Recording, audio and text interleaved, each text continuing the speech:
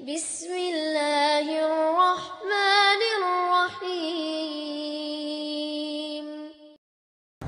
आइए हमारे दरमियान हमारे मुरब्बी व मुशफ़िक़ उस्ताद मोहतरम फ़ज़ीलत शेख अब्दुल रहमान कुलैनी हफ़िज़हुल्लाह मौजूद हैं।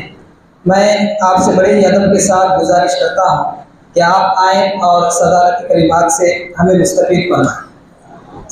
इन्नल हम्दुलिल्लाह नहमदुहु व नस्तईनुहु व नस्तग़फिरुहु व नु'मिनु बिही व नतवक्कलु अलैहि व नऊज़ु बिल्लाहि मिन शुरूरि अनफुसिना व मिन सय्यिआति अमालिना मन यहदिहिल्लाहु फला मुदिल्ल लहु व मन युद्लिल फला हादिय लहु अशहदु अन ला इलाहा इल्लल्लाह वहदहु ला शरीक लहु व अशहदु अन्न मुहम्मदन अब्दुहु व रसूलुहु अरसलहु बिल हक़्क़ि बशीरन व नज़ीरा व दाइयन इलल्लाहि बिइज़निहि व सिराजम मुनीरा।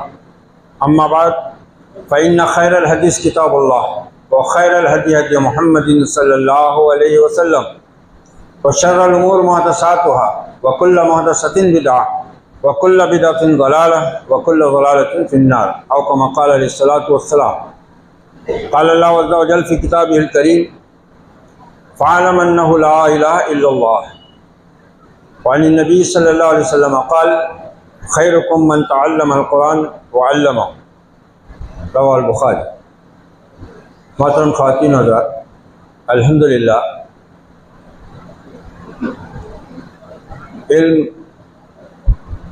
इल्म की क़द्र, इल्म का मकाम, इल्म की फ़जीलत और उसके साथ अहले इल्म यानी उलमा की फ़जीलत, उनका मकाम, उनकी इज़्ज़त, उनकी तौक़ीर, इस सिलसिले में इस मौजू के तहत इंतहाई मुदल्लल, मरबूत, मबसूत खिताब आपके सामने आ चुका है। इस सिलसिले में और कुछ कहने की ज़रूरत नहीं, बस कहना यह है कि इल्म दीन क्या, आज हमारे नज़दीक दीन भी बेकदर बेकीमत हो चुका है। दीन की ही कदर हमारे पास नहीं रही, और जिस चीज़ की कदर इंसान के पास ना हो तो ज़ाहिर बात है कि इंसान फिर उस चीज़ के बारे में ना सोचता है, ना बोलता है, ना सुनना पसंद करता है। दीन के नाम पर आजकल जो सुना, कहा और पसंद किया जाता है वो क्या है? इसको गुमराह बोलो, उसको काफिर बोलो, इसको जहन्नम में डालो, उसको जन्नत में भेजो। यानी सब कुछ यहीं पर हो रहा है। वो फैसले का दिन, वो फैसले के दिन का मालिक, वो जन्नत दोज़ख का खालिक, वो हक़ और बातिल से बंदों को आशना करने वाला रब्बे ज़ुल जलाल, उसका कोई काम ही नहीं रहा है। सब हमने अपने हाथों में ले लिया हुआ है। गुमराह भी हम ही कर रहे हैं और नेकी और तकवा के सर्टिफिकेट भी हम ही बांट रहे हैं। और अजीब मियार बना हुआ है दीनदारी का, इल्म का। इतने मुसलमानों के अंदर ग्रुप हैं, वो जमातें, मसलक, ये तो अलग ही रहे, ग्रुप बने हुए हैं। एक एक जमात में कई ग्रुप बने हुए हैं। एक ग्रुप किसी एक को पसंद करता है और दूसरे को नापसंद करता है। जिसको पसंद करेगा उसकी तारीफ करेंगे, जिसको नापसंद करेंगे उसकी बुराइयां शुरू कर देंगे। अभी आपने सुना कि इल्म और अहले इल्म, यानी इल्म को बुरा कहना, उलमा को बुरा कहना है, उलमा को बुरा कहना, इल्म को बुरा कहना है। और इल्म क्या है? इल्म क्या है? इमाम शाफी रहमतुल्लाह अलैह के अल्फाज में कि कुरान, फिक़ह, हदीस के सिवा जितनी भी चीज़ें हैं ये सब शैतानी वसाविस हैं, सब शैतानी वसाविस। अब कोई ये बोले कि भाई डॉक्टर बनना है, इंजीनियर बनना है, मास्टर बनना है, प्रोफेसर बनना है, लेक्चरर बनना है, ये भी दुनिया की और आज की ज़रूरत है, तो उसको मालूम होना चाहिए कि ये इल्म नहीं है। डॉक्टर बनना, इंजीनियर बनना, ताजिर बनना, सनतकार बनना, कारखानेदार बनना इल्म नहीं है, ये फ़न है, फ़न, हुनर बोलते हैं इसको। इल्म तो सिर्फ वही है जो वही के जरिए अता किया गया, इल्म उसको ही कहते हैं।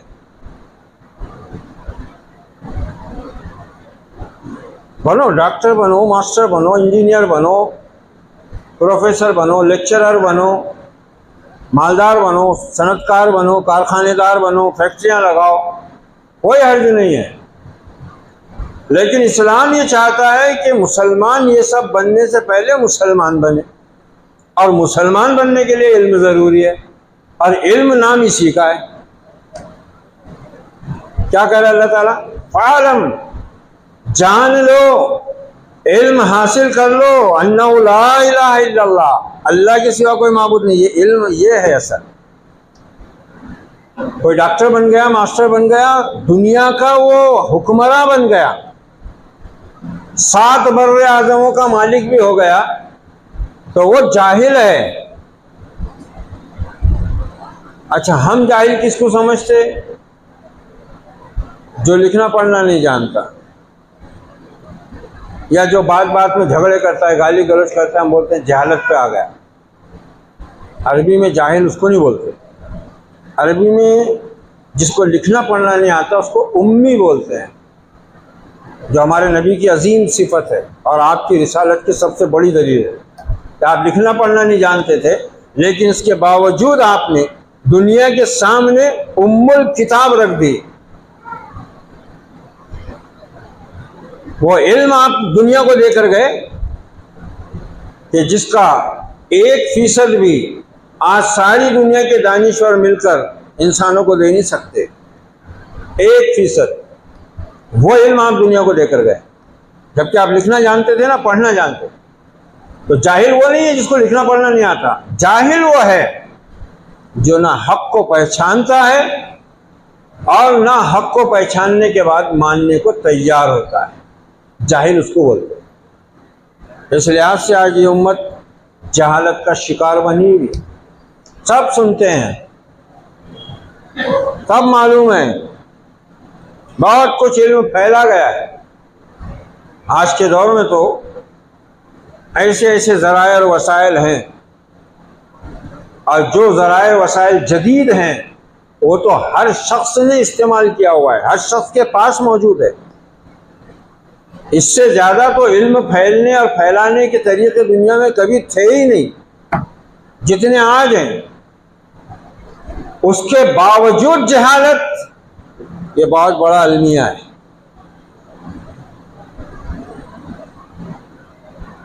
50-60 बरस पहले तक के लोग बहुत सी बातों से बेखबर थे, दुनिया की भी और दीन की, बहुत सी बातों से, बड़ी बड़ी मोटी मोटी बातें भी उनको मालूम नहीं थी। कई देहात, कई बड़े बड़े गांव ऐसे होते थे कि जिनमें अगर कोई मुसलमान फौत हो जाता तो ना वहाँ पर कोई उसको गुस्ल देने वाला, न कफन देने वाला, न नमाज पढ़ाने वाला। वहाँ से कोई आदमी निकलकर बड़े शहर में, करीब के शहर में जाकर वहाँ से कोई किसी हाफिज, आलिम, मौलवी को ले जाता, तब उस मुसलमान की तकफीन, तजहीज़ और उसकी नमाज का इंतज़ाम होता।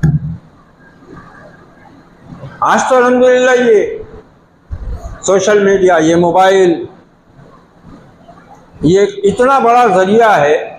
ये फितना भी बहुत बड़ा है, लेकिन उसके साथ साथ बहुत बड़ा ज़रिया भी है। अगर इसका सही इस्तेमाल हो तो अल्लाह की नेमत है ये, और अगर गलत इस्तेमाल हो तो फिर शैतान का हथियार है। इसमें दोनों खूबियाँ हैं। अब ये हमारे ऊपर मुनहसर है कि हम इसको क्या बनाते हैं। अगर हम इसको अल्लाह की नेमत बनाते हैं तो ये बहुत काम की चीज़ है,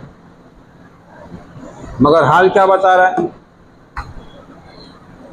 हमारी नौजवान नस्ल, लड़के लड़कियां ही नहीं, बड़े भी, वो बूढ़े लोग जिनको आखिर उम्र में तौबा इस्तग़फ़ार और अल्लाह के ज़िक्र में लग जाना चाहिए, वो भी बेचारे इसको हाथ में लेकर बैठे हुए हैं, नज़र नहीं आ रहा।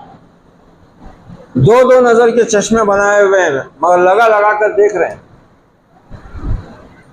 या तो सियासत की खबरें सुन रहे हैं, या फिर उनको जो पसंद है वो देख रहे हैं। तो ये जहालत इसी का नाम।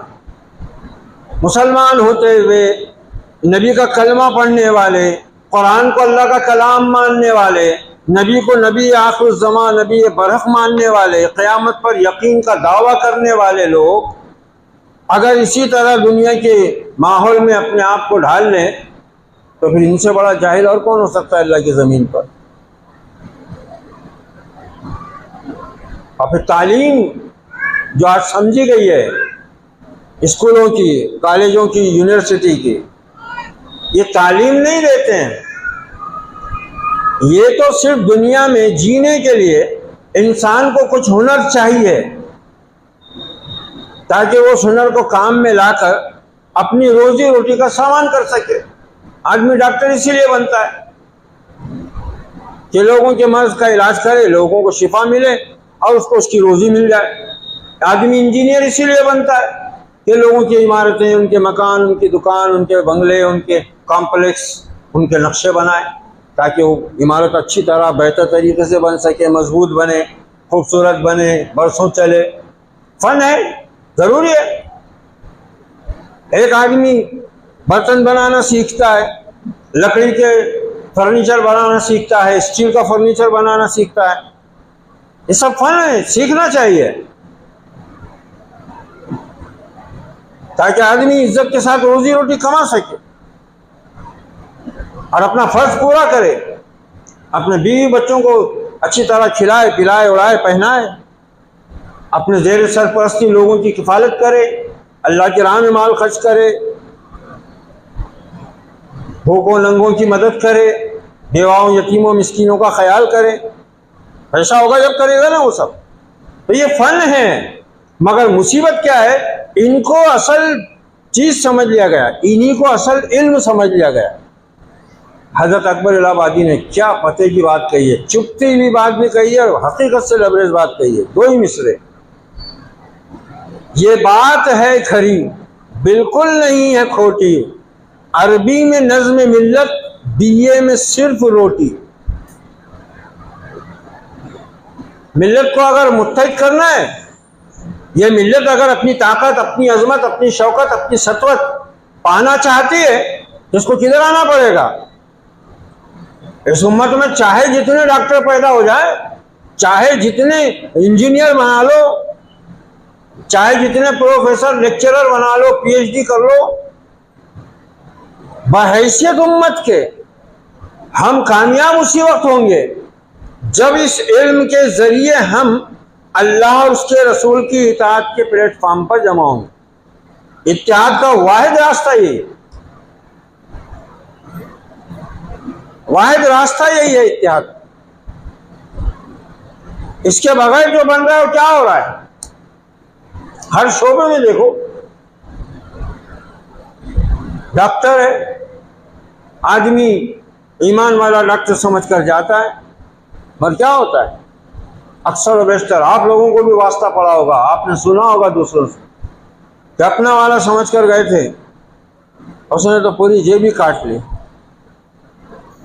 और वही दूसरा आदमी फलां गैर मुस्लिम डॉक्टर के पास गया था, उसका वही मर्ज, उसका वही काम, उसकी वही दवा वहाँ 4000 में हो गई, इसने 10,000 का बिल बना दिया और अभी उम्रा करके आया।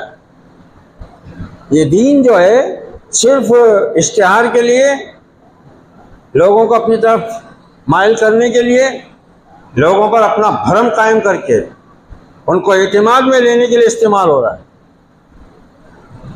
मुसलमानों के दवाखानों में नमाज की जगह अलग है, आयतल कुर्सी के जगह जगह तुगरे लगे हुए हैं, हदीसें लिख कर लगी हुई हैं। मैडम है तो बुरके उर्के में आ रही है, पर्दे की पाबंद है। सर हैं, दाढ़ी वाड़ी रखे हुए हैं, अभी जोर की नमाज पढ़ के आके बैठे हुए हैं चेयर पर, हाथ लगा है 300 रुपये। ये जाहिल है। अगर ये मोमिन होता, इसको दीन का इल्म होता ना, तो ये इस पेशे को अल्लाह की खुशनुदी के लिए, लोगों की खिदमत के लिए अंजाम देता और उनसे सिर्फ इतना ही हासिल करता जितनी उसके लिए रोजी रोटी ज़रूरी है। लूटता नहीं हो, ना फ़कीरों पर रहम आता है, ना मिस्कीनों पर, ना गरीबों पर। अरे इतने बेरहम हो गए बास तो कि लाश तक को हाथ नहीं लगाने देते, बिल पे करो फिर लाश लेकर जाओ। क्यों है ये सूरत यार?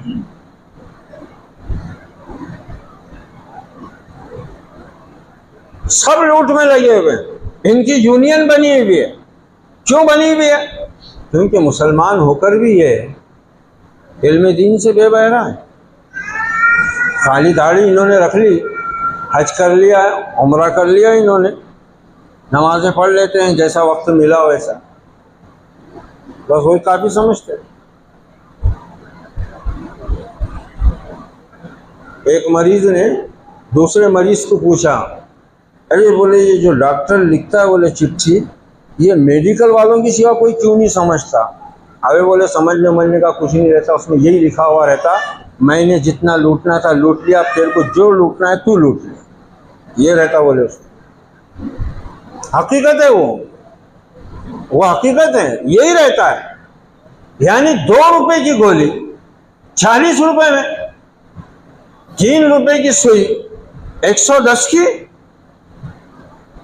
जरा गैरत और शर्म नहीं, इंसानियत नाम को नहीं। एक मोमिन इतना बेहिस, इतना बेरहम, इतना बेगैरत नामुमकिन है। क्यों है? वो मोमिन है मगर क्यों है? इल्म नहीं है ना।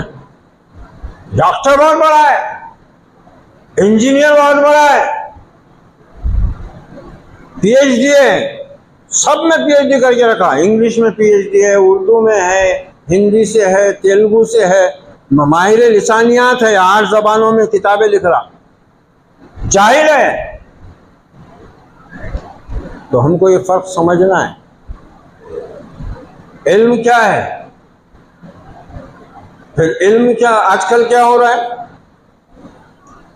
इल्म के साथ तकब्बुर।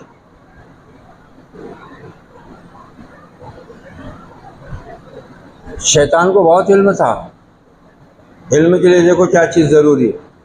शैतान को बहुत इल्म था, पूरी दुनिया घूमा हुआ था वो, पूरी दुनिया फिरता था, अल्लाह की इबादत करता था। उससे तो खुश होकर अल्लाह ने उसको फरिश्तों में मिला लिया।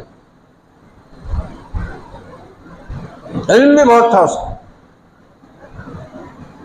सदियों से जी रहा था वो ज़मीन पर, चप्पे चप्पे पर अल्लाह की इबादत किया उसने।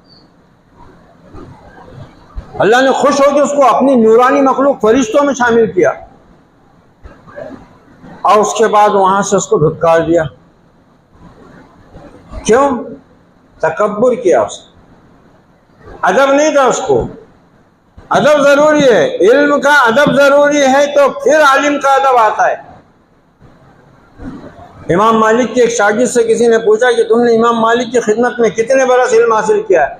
कहा 20 बरस। कहा 20 बरस? कहा हाँ, लेकिन इल्म से 2 बरस हासिल किया। कहा अभी तो कह रहे हो कि 20 बरस रहे तुम? कहा हाँ वही तो कह रहा हूँ, इल्म 2 बरस में हासिल किया, अदब सीखने में 18 बरस लगे। इल्म हासिल होगा, मेरे को 2 बरस में अच्छा खासा पढ़ लिया मैंने, लेकिन इल्म का और अहले इल्म का अदब सीखने के वास्ते 18 साल लगे।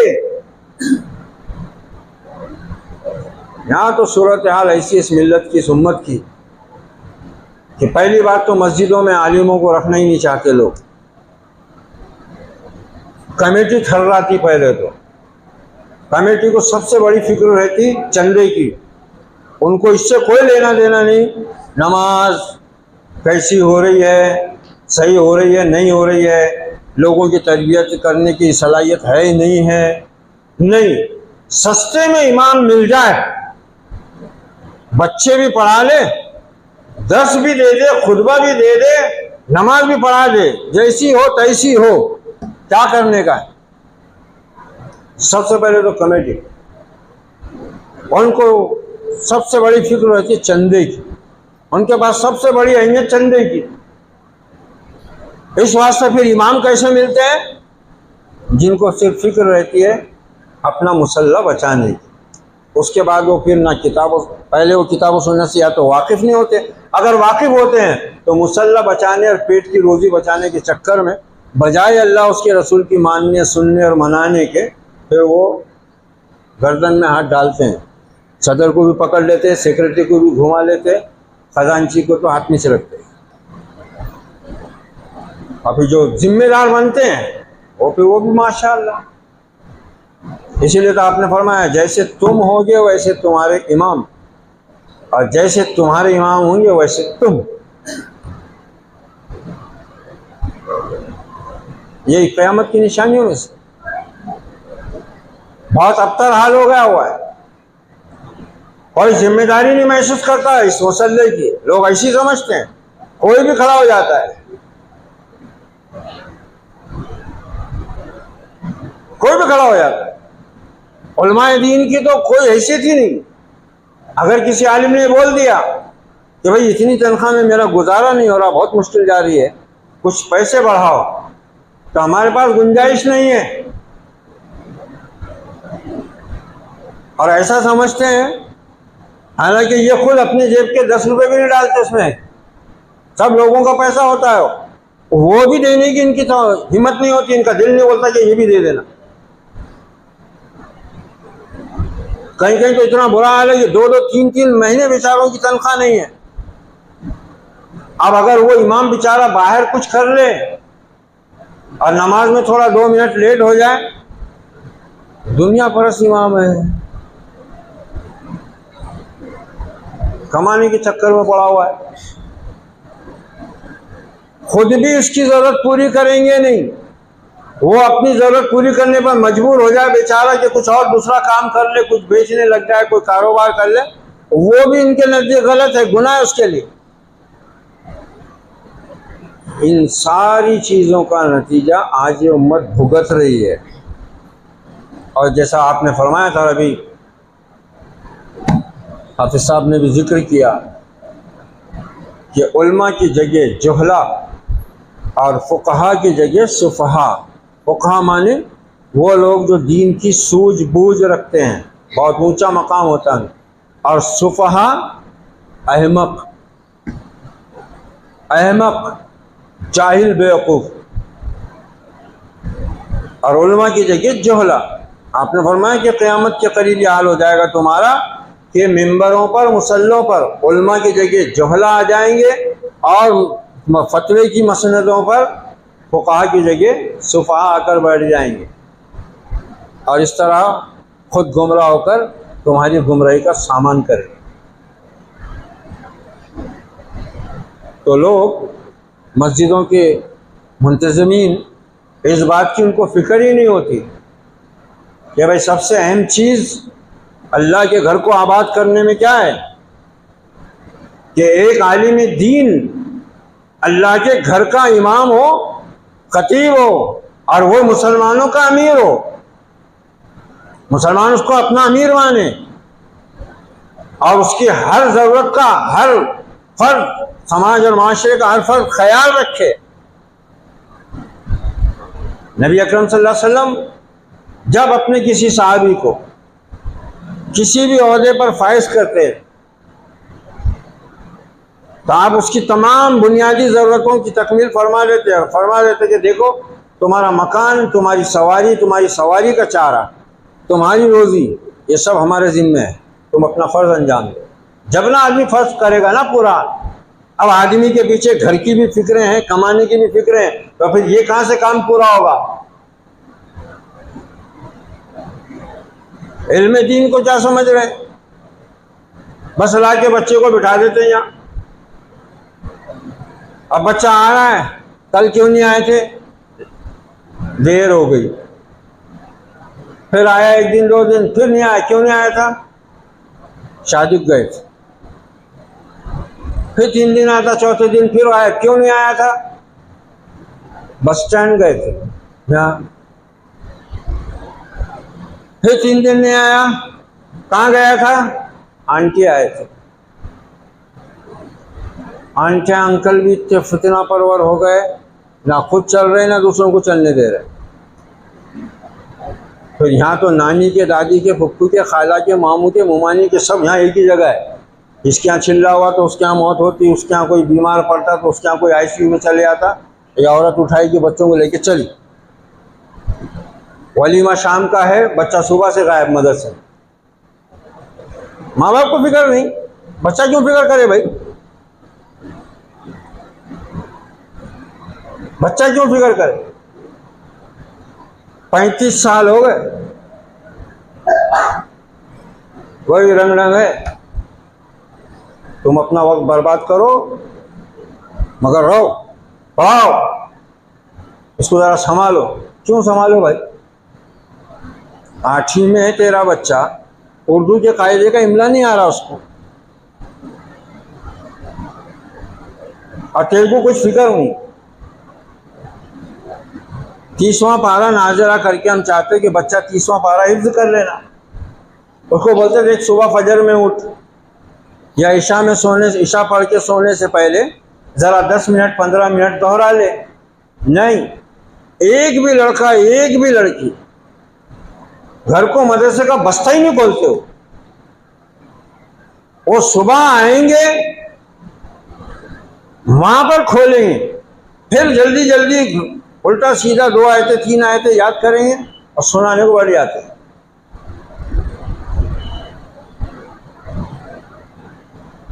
शरारत में नंबर 1, गीबत में नंबर 1, शिकायत करने में नंबर 1, लड़ाई झगड़ा करने में नंबर 1, पढ़ाई पर कोई तवज्जो नहीं। ऐसा भी नहीं कि स्कूल में भी कुछ पढ़ रहे होंगे। अब 8वीं में है, 8 साल से बच्चा उर्दू मीडियम में पढ़ रहा है। उर्दू का पीरियड भी है स्पेशल अलग, उर्दू बाल भारती, उर्दू कुमार भारती, आला किस्म के मज़ामीन है उस उर्दू की किताब में। फिर साइंस उर्दू में पढ़ रहा है, जोग्राफिया उर्दू में पढ़ रहा, तारीख उर्दू में पढ़ रहा, हिसाब उर्दू में पढ़ रहा। उसके बाद हाल ये है कि उसको बोल रहे सीधी राह लिख, तो लिख रहा है सीधा राह, सीधी। उसको वो कायदा जिससे उर्दू सिखाते बच्चों को, पहले कायदा नस्तालिक, उसके अल्फाज नहीं आ रहे उसको। 8वीं में है, 7वीं में है, 9वीं में है। और कभी कभी तो वो कमाल का इमला लिखते कि या तो आदमी हंस हंस के आंतें बाहर निकाल ले या फिर सदमे से बेहोश होकर गिर जाए। ऐसे अल्फाज लिखते, अल्लाह रहम करे। कुछ का कुछ, सामने के अल्फाज नहीं पढ़ना आता, और माँ बाप को शौक इतना पढ़ाने का। अरे मगर तुम्हारी जिम्मेदारी है, मगर अब माँ भी आवारा, बाप भी आवारा, दोनों के हाथ में मोबाइल का पारा। कौन देख रहा बच्चा क्या कर रहा है, कहाँ जा रहा है, क्या कर रहा है? नहीं। अब यहां तक बोलने वाला बोल दिया बेचारा, काहे में घबरा के बोला, शर्मा के बोला, कि बेचैन होके बोला, कि मायूस होके बोला कि आज की औलाद से ज्यादा तो बोले मच्छर फरमा बरदार हैं कि मगरिब होते ही घर में आ जाते। ये तो सूरत हाल है हमारे माशरे। तो ये वालिदैन की जिम्मेदारी है ना भाई। तालीम और तरबियत की सबसे पहली जिम्मेदारी इस्लाम किस पे डालता है? माँ बाप पर डालता है ना। या अय्युहल्लज़ीना आमनू क़ू अनफुसकुम व अहलीकुम नारा। आपने फरमाया कि जब किसी मोमिन को उसका मौला औलाद से नवाजे तो चाहिए कि उसका अच्छा सा नाम रखे, उसे अदब सिखाए। फलयुहसिन इस्महू व अद्दबहू। मगर नहीं, तो बोल रही मास्टर साहब या तो तुम समझाओ, सीधा करो उसको, या मौलवी साहब तुम करो। और अब तो वो भी नहीं कर रहे। अब मदरसे में भी नहीं जाते, कुछ नहीं, पानी लेके आ जाते हैं। बहुत सता रहा, जरा पानी पढ़ो। अरे ये इतने सता रहे हमको, 35 साल से वो पड़ा हुआ पानी इनके मुंह पे मारते थे तो हम कामयाब नहीं हो जाते थे क्या? 35 साल से सता रहे ना। दीन के नाम पर आज एक फितना और चल रहा है, शोहरत। शोहरत के बहुत लालची हो गए आजकल। इल्म दीन रखने वाले, अल्लाह उनकी हिफाजत फरमाए और हमारी भी हिफाजत फरमाए। शोहरत, दौलत, ओहदा, ये फितने बहुत चल रहे हैं। दीन नाम है इखलास का, दीन नाम है दीन व नसीहा, दीन नाम है खैर खाई का। किसके साथ? साहबा ने पूछा, हज़रत तमीम दारी की रिवायत है मुस्लिम शरीफ, क्या दीन व नसीहा? कालू, साहबा ने कहा किसके लिए? अल्लाह के रसूल। फरमाया लिल्लाहि व लिकिताबिही व लिरसूलिही व लिअइम्मतिल मुस्लिमीन व आम्मतिही, कि तुम अल्लाह के लिए, उसके रसूल के लिए, उसकी किताब के लिए, आम मुसलमानों के लिए और मुसलमानों के ज़िम्मेदारों के लिए तुम मुखलिस हो जाओ। वो तुम्हारे खैर खा हैं, तुम उनके खैर खा हो जाओ। तो ये है दीन और इल्म दीन की वो अहमियत जो आज हमारा माशरा खो चुका है, और इसी वजह से आज हम बिखरे हुए हैं, हमारे तमाम मामलात उलझे हुए हैं और हम ज़िल्लत व खारी का और मज़लूमियत का शिकार हो गए। आज भी हम अगर अल्लाह की इस किताब की तरफ खुद पलटें और अपनी औलाद को मुतवज्जे करें, अरे अल्लाह की किताब पढ़ाओगे तो ये तुम्हारी औलाद कल अल्लाह के घर में आकर हाथ उठाकर तुम्हारी मग़फ़िरत की दुआ करेगी। फिर भले वो कुछ बने ना बने, उसको तुम मुसलमान बना दोगे ना, ये तुम्हारे लिए भी कामयाबी का रास्ता है, ये तुम्हारे लिए दुनिया और आखिरत में इज्जत का रास्ता है। सहाबा, ताबईन, तबा ताबईन और उनके बाद आने वाले करने अव्वल के मुसलमान, उनकी ज़िंदगियाँ क्यों इतनी खूबसूरत थीं? क्यों उनको इतनी इज्जतें मिली, कामयाबियाँ मिली, हुकूमतें मिली, और ये आब व ताब के साथ ज़िंदगी जिए। दुनिया को इंसाफ दिया उन्होंने, दुनिया के लिए रहमत बने वो। आज हम और हमारी औलाद क्या है? पड़ोसियों के लिए तरास। ये नई नस्ल ना हो मुसलमानों की, मोटरसाइकिलों पर बैठ के ऐसा समझते हैं जैसे हवाई जहाज पर बैठे हुए हैं, सड़क पर कहीं भी खड़े हो जाएंगे। देख रहे हैं कि रास्ता छोटा है, यहाँ खड़ा होना दुरुस्त नहीं है, नहीं वहाँ गाड़ी आड़ी रख के खड़े होकर बात करेंगे या मोबाइल पे बात करें।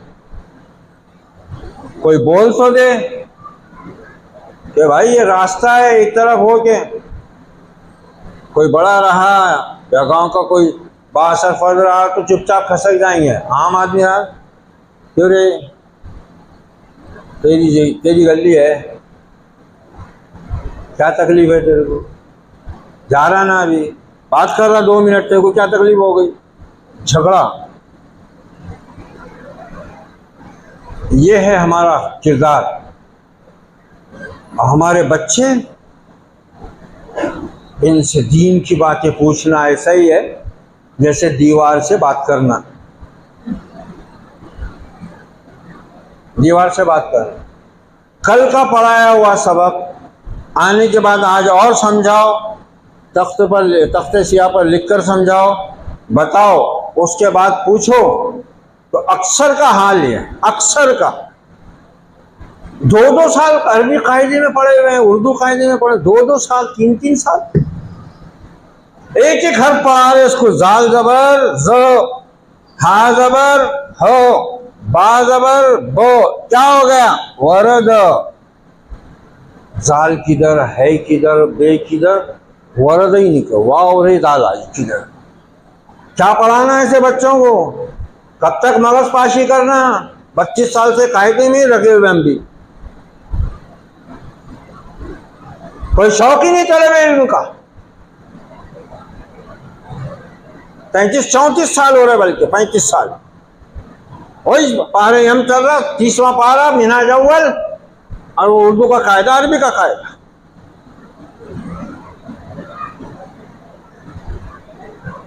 ना मदरसे में पाबंदी से भेजने का शौक, ना उनको घर में पढ़ने की तरफ मुतवज्जे करते। और यहाँ अगर कोई जरा सी मार वार लग जाए तो फिर फौरन आ जाते, पढ़ा रहे कि खाली मार रहे। अरे देख तो सही तेरे बच्चे की कैफियत क्या है, तेरे बच्चे की हालत क्या है। मुसलमानों की तारीख देखो हमारी, छोटे छोटे बच्चे कितने ज़हीन कैसे होते थे, बड़े बड़े मसलों में कभी कभी ऐसी राय देते थे कि बड़ों की अकल चकरा जाती, इतने ज़हीन होते थे। खलीफा हारून रशीद के बेटों का मैंने जिक्र किया था कई बार कि इमाम मालिक रहमतुल्लाह अलैह के पास वो पढ़ते थे। जब वो कुरान सुनाते थे इमाम मालिक रहमतुल्लाह अलैह को, तो इमाम मालिक की आदत शरीफा ये थी कि वो सर झुकाए हुए सुनते थे। अगर मामून ने या अमीन ने, दोनों ने पढ़ते हुए ज़रा भी कोई गलती की तो सर ऊपर उठा लेते थे। तो वो समझ जाता था शहज़ादा, और शहज़ादा समझ जाता था कि मैंने कहीं तो भी गलती की है, तो फिर फ़ौरन फिर वो तवज्जो देता था कि मैं कहाँ गलत पढ़ दिया, फिर पढ़ता था। एक दिन सूरह सफ पढ़ कर सुना रहे, आयत पढ़ रहे हैं, या अय्युहल्लज़ीना आमनू लिमा तक़ूलूना मा ला तफ़अलून कबुरा मक़्तन इंदल्लाहि अन तक़ूलू मा ला तफ़अलून। ऐ ईमान वालो, तुम वो बात कहते क्यों हो जो करते नहीं, और वो करते क्यों हो जो कहते नहीं। अल्लाह के नज़दीक ये बड़ा गुनाह है, बड़ी नापसंदीदा चीज़ है, बड़ी नापसंदीदा हरकत। जब उसने ये आयत पढ़ी शहज़ादे ने, इमाम मालिक ने सर उठा लिया। शहज़ादे ने सोचा कि मैंने कहीं गलती की है, शायद ज़बर देर में कोई गलती हो गई। उसने फिर आयत पढ़ी पूरी तवज्जो के साथ, फिर इमाम मालिक ने फिर सर उठा लिया। उसने कहा मैं सही तो पढ़ रहा हूँ, बात क्या है, मेरी हद तक तो मैं कहीं भी गलती नहीं कर रहा हूँ, न किसी हर्फ की अदायगी में गलती कर रहा हूँ, ना हरकत की अदायगी में गलती कर रहा हूँ, ज़बर ज़ेर पेश जहाँ कुछ है सब सही पढ़ रहा हूँ। तीसरी मरतबा उसने फिर पूरी तवज्जो के साथ वो आयत पढ़ी, फिर इमाम मालिक ने आयत पढ़ने के बाद सर उठा लिया। अब शहज़ादा समझ गया, दोनों रुखसत हो गए। जाते ही महल में पहुंचते पहले खलीफा हारून रशीद की खिदमत में आए, बाप की खिदमत में आए, कहा अब्बा जान, आपने हमारे उस्ताद इमाम मालिक रहमतुल्लाह अलैह से कोई वादा लिया था, कोई बात कही थी। कहा नहीं, तो क्यों, क्या बात। कहा नहीं, कुछ तो है। कहा क्या हुआ, क्या है। उन्होंने बताया मैंने ये आयत पढ़ी है, आप सुनिए मैं सही पढ़ रहा हूँ या गलत। कहा सही तो पढ़ रहे हो। कहा मगर उस्ताद मोहतरम तो 3 बार पढ़ने के बाद भी अपना सर उठाते रहे, ये अलामत इस बात की है कि मैंने गलती की। खलीफा वो हारून रशीद, वो भी इल्म दोस्त इंसान था, उलमा का बड़ा कदरदान, बादशाह था मगर उलमा का कदरदान। यहाँ तो सभी बादशाह है, क्योंकि वलीमे में महाराजा कुर्सी बैठता ना गार्डन में, एक दिन का ये 2 घंटे का क्यों नहीं रहता, इसलिए दूल्हे राजा बोलते ना उसको, किसको ही नहीं गिनता। फिर वो तो हकीकत में बादशाह था और बहुत बड़ी सल्तनत का बादशाह था। उसने कहा, उसने बेटे को सीने से लगा लिया, कहा बेटे शाबाश, क्या तूने अंदाजा लगाया। यकीनन इमाम मालिक ने इशारा दे दिया, मैंने ये कहा था कि मैं अइम्मा दीन, मसाजिद के अइम्मा, मुअज्जिनीन और जो दीन का काम करने वाले हैं उनका वजीफ़ा जारी करूँगा, लेकिन मैं हुकूमत के दूसरे कामों में भूल गया। देखो शहजादे ने कहाँ पता लगाया, अरे कि हमारी ये नस्ल है। और फ़ख्र काय पे फिर माँ बाप को, मेरे को नहीं समझता, सब खोल लेता, सब खोल लेता फ़ख्र से। बहुत अच्छी बात है, दो और दो और करो, बस जो मर्जी है करो। फिर नबी ने फरमा दिया, इज़ा ज़हाबल हया फफल मा शीता, हया ही रुखसत हो गए तो फिर जो चाहे करते फिर क्या, कौन बोलने वाला है, क्या करने वाला है। तो दीन की कद्र नहीं रही, इसलिए इल्म दीन भी बेवक़्त हो गया और उलमाए दीन तो फिर सवाल ही नहीं पैदा होता। मैं तो तकरीर के इरादे से खड़ा नहीं हुआ था, मैंने इनकार भी किया था, मैं सदारती कलिमात बोलूँगा, और वो मौजू ऐसा छेड़े और कुछ बातें शेख ने ऐसी रख दी कि मेरे को फिर थोड़ा सा, अब वो उनका आलिमाना अंदाज़ है, उन्होंने हदीसें पढ़ी, कुरान की आयतें पढ़ी, बोल दिया। हमारा तो फिर जो अंदाज़ है वो यही है, और यही चीज़ फिर थोड़ी घुसती दिमाग में। वो कुरान हदीस पढ़ के सुना दिए तो तुम सब कुछ मालूम है, हाँ हदीसा पढ़े, बोले बड़े बड़े हदीसें पढ़े, और पढ़े मगर तूने क्या समझा, अपने कहाँ समझ में आता, बोले अरबी में, हाँ ऐसा होगा। तो खुला खुला मारना पड़ता, खड़ा हाथ। तो जितनी नाकदरी हम करते जाएंगे ना, उतने ही अल्लाह के गज़ब में गिरते जाएंगे। अल्लाह हमें तौफीक दे, समझ दे दीन की, दीन के इल्म की और अहले दीन और अहले इल्म की, वरना तो हम दुनियावी एतबार से भी आज निशाने पर है ही नहीं, बल्कि तबाही के दहाने पर पहुंच चुके हैं। और आखिरत का तो फिर हिसाब ही बहुत बड़ा है। वला अज़ाबुल आखिरत अकबर, दुनिया का अज़ाब तो जो भी है सज़ा के तौर पर भी होगा, मौत खात्मा कर देगी, लेकिन उस मौत के बाद तकलीफ़ हमेशा की या आराम हमेशा का, अब ये फ़ैसला हमने करना है। औलाद को डॉक्टर बनाओ, मास्टर बनाओ, इंजीनियर बनाओ, अपना जो कारोबार है वो सिखाओ, कोई बात नहीं, कोई गुनाह का काम नहीं, ज़रूरी। और मुसलमान बनाना पहली जिम्मेदारी है, ख़ुद मुसलमान बनना और अपनी औलाद को मुसलमान बनाना।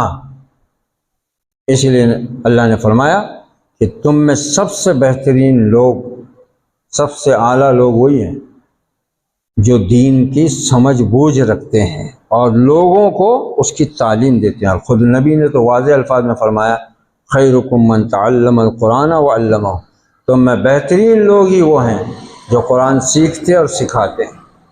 फिर इल्म की फजीलत के बारे में बहुत सी अहादीस और बहुत से अक़वाल आपके सामने वैसे आ चुके हैं। तो अगर हम दुनिया की तालीम ठीक है, मगर खुदा के वास्ते अपने छोटे मासूम बच्चों, 3 साल 4 साल के बच्चों को पूरा ईसाई बनाकर इंग्लिश मीडियम में ना डालो।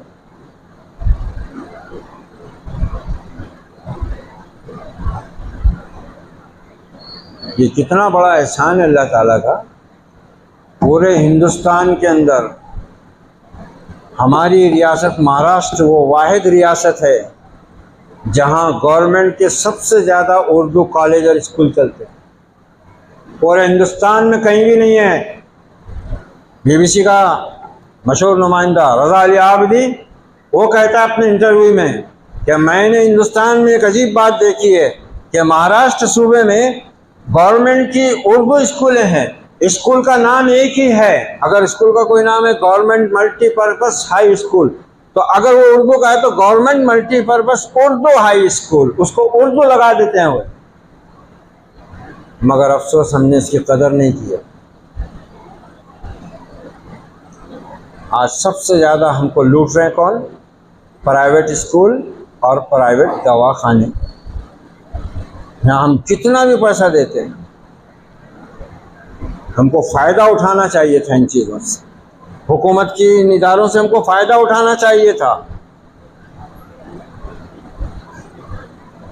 हिंदुस्तान में सबसे वाहिद हमारी रियासत, हमारा सूबा है जहाँ हुकूमत हर साल करोड़ों रुपया खर्च करती है हमारी उर्दू स्कूलों, हमारे ऊपर। किताबें फ्री, कापियाँ फ्री, खाने का अलग सिस्टम चला था बीच में। मगर पता नहीं क्यों हमको होश नहीं आ रहा है। अपने हाथों से हमने अपनी ज़बान, अपना कल्चर, अपनी तहजीब को ठोकर लगाकर दूसरों पर इल्ज़ाम डाल दिया है कि हमारे साथ इम्तियाजी सलूक हो रहा है, सौतेला सलूक हो रहा है।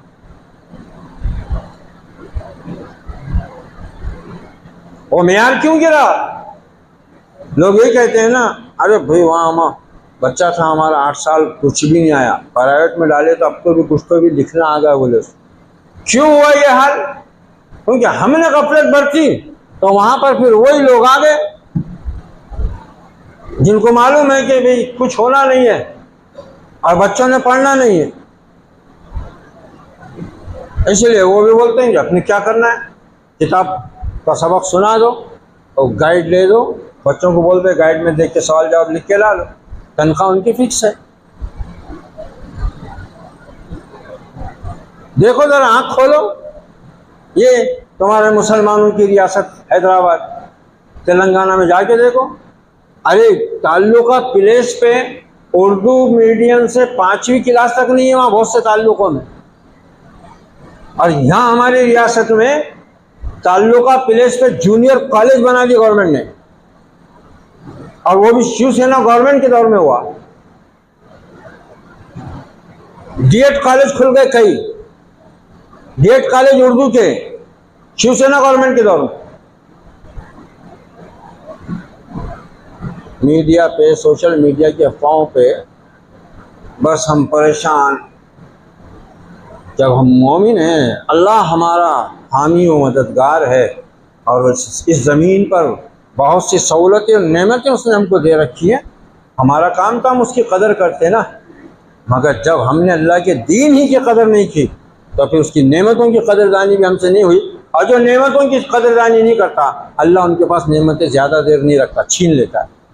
अल्लाह हमें अपनी नेमतों की शुक्रगुजारी की और अपनी सबसे अजीम नेमत अपने दीन, अपनी किताब, अपने रसूल की शरीयत और सीरत मुबारक की हमें कद्र करने की, सीखने की, समझने की और अमल की तौफीक अता फरमाए। अक़ूलु क़ौली हाज़ा वस्तग़फ़िरुल्लाह ली व लकुम व लिसाइरिल मुस्लिमीन फ़स्तग़फ़िरूहु इन्नहु हुवत-तव्वाबुर रहीम व रब्बुल करीम व सल्लल्लाहु अला नबी व अला आलिहि व अस्हाबिहि अजमईन वल आक़िबतु लिल मुत्तक़ीन। वस्सलामु अलैकुम व रहमतुल्लाह। जज़ाकल्लाहु खैरन, बारकल्लाहु फ़ीकुम। अल्हम्दुलिल्लाह, अभी हम सलात करीमात उस्ताद मौलाना फज़ील शेख अब्दुल रहमान फलाई हफ़िज़हुल्लाह से समाअत कर रहे थे। अल्लाह ताला हमें जो बातें किताब सुन्नत की रोशनी में कही गई उस पर अमल करने की तौफीक नसीब फरमाए। आखिर में मैं रब्बुल आलमीन का शुक्र अदा करता हूँ जिसकी तौफीक से हमारा ये प्रोग्राम कामयाब हुआ। और फिर मैं आप तमाम हज़रात का शुक्रगुज़ार हूँ, ख़ुसूसी तौर पर हमारे मेहमान मुक़र्रिर फज़ीलत शेख हाफ़िज़ आमिर अल-फ़लाही हफ़िज़हुल्लाह का, जिन्होंने हमारी दावत को लगाई कहा। आइए ख़िताब नबीस की दुआ पढ़ लेते हैं। सुब्हानकल्लाहुम्मा व बिहम्दिका अशहदु अन ला इलाहा इल्ला अंता अस्तग़फिरुका व अतूबु इलैक। अस्सलामु अलैकुम।